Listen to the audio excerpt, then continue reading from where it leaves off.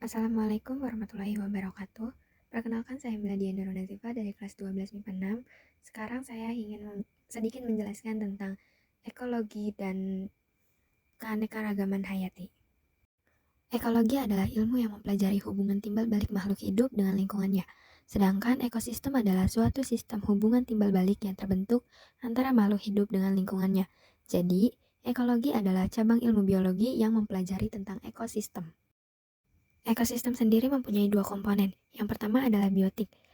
Di biotik ada produsen, yaitu suatu organisme yang mampu mengolah dan membuat makanannya sendiri, atau sering kita sebut yaitu autotrof. Misalnya, tanaman atau tumbuhan yang berwarna hijau yang mampu berfotosintesis. Yang kedua ada konsumen, yaitu organisme yang tidak bisa membuat makanannya sendiri, atau heterotrof. Misalnya, hewan dan manusia. Hewan dan manusia juga terbagi menjadi tiga. Yang pertama yaitu karnivora, makhluk hidup pemakan daging, misalnya yaitu singa, harimau, dan lain-lain. Yang kedua ada herbivora, pemakan tumbuhan, contohnya ada kambing dan kerbau. Dan yang ketiga ada omnivora, yaitu pemakan segalanya, contohnya adalah orangutan dan manusia.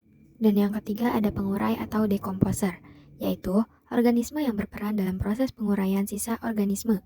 Jadi, makhluk hidup yang sudah mati harus diuraikan untuk menjadi sumber hara di dalam tanah untuk tumbuh-tumbuhan, misalnya bakteri, cacing, dan jamur. Lalu ada komponen abiotik, A yang artinya tidak dan bio yang artinya hidup. Jadi, abiotik adalah benda tak hidup yang sangat penting di kehidupan semua makhluk hidup yang ada di ekosistem. Misalnya, air untuk minum dan tempat tinggalnya hewan. Yang kedua ada sinar matahari, yaitu untuk membantu fotosintesis. Yang ketiga, udara untuk bernafas. Yang keempat, tanah untuk bercocok tanam. Tanpa tanah, kita tidak bisa menanam tumbuh-tumbuhan, dan tanpa tumbuh-tumbuhan tidak ada produsen. Konsumen tidak bisa dapat makanan. Jadi, tanpa abiotik, makhluk hidup tidak akan bisa hidup dan ekosistem tidak akan berjalan dengan baik. Lalu ada satuan ekosistem. Satuan terkecil adalah satuan tunggal, yaitu individu.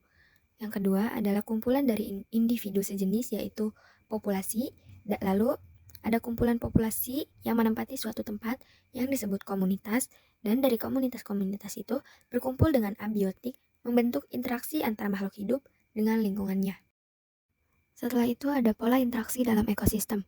Pola interaksi dalam ekosistem ada antar komponen abiotik, misalnya pelangi, yang terjadi antara sinar matahari dan air hujan, di mana cahaya putih dibiaskan atau diuraikan sehingga menghasilkan warna pelangi yang berbeda-beda. Lalu ada interaksi antar komponen abiotik dan biotik. Contohnya adalah fotosintesis yang terjadi interaksi sinar matahari dan tumbuhan, di mana cahaya matahari diperlukan untuk fotosintesis.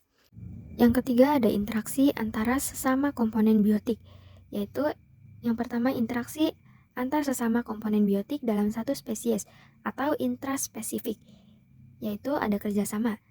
Misalnya kerjasama antar berang-berang dalam membangun bendungan di sungai. Lalu ada kompetisi, misalnya persaingan dalam berburu makanan dan mencari pasangan. Dan yang ketiga ada kanibalisme, misalnya peristiwa saling memakan sesama dalam satu spesies yang terjadi pada ikan lele, terutama saat kekurangan makanan. Setelah itu ada interaksi antara komponen biotik dalam spesies berbeda atau interspesifik. Yang pertama ada simbiosis mutualisme, yaitu interaksi antara dua spesies berbeda yang menguntungkan. Contohnya, antara ikan badut dan ikan anemon.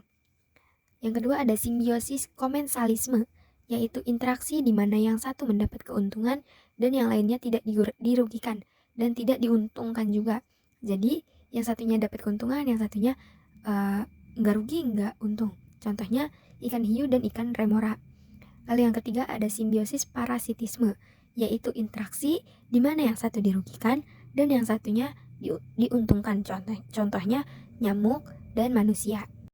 Lalu ada predasi, yaitu interaksi yang melibatkan pemangsa dan mangsa. Contohnya singa sebagai pemangsa dan rusa yang sebagai mangsa. Lalu ada netralisme, yaitu interaksi yang tidak mempengaruhi satu sama lain. Contohnya kambing dan unggas. Setelah itu ada antibiosis, yaitu interaksi antara makhluk hidup di mana makhluk hidup yang satu menghambat makhluk hidup lainnya. Contohnya Penicillium pinus dan rumput. Sekian penjelasan singkat dari saya, dan setelah ini ada 10 latihan soal yang akan kita kerjakan sama-sama. 1. Ilmu yang mempelajari hubungan timbal balik antara makhluk hidup dengan lingkungannya disebut dengan A. Zoologi, B. Ekologi, C. Virologi, dan D. Botani. Jawabannya adalah B. Ekologi.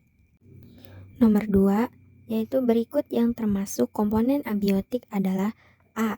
Tanah, air, dan udara, B. Batu, air, semut, dan udara, C. Air, ulat, udara, dan tanah, D. Semut, ulat, kecoa, dan ular. Jawabannya adalah A.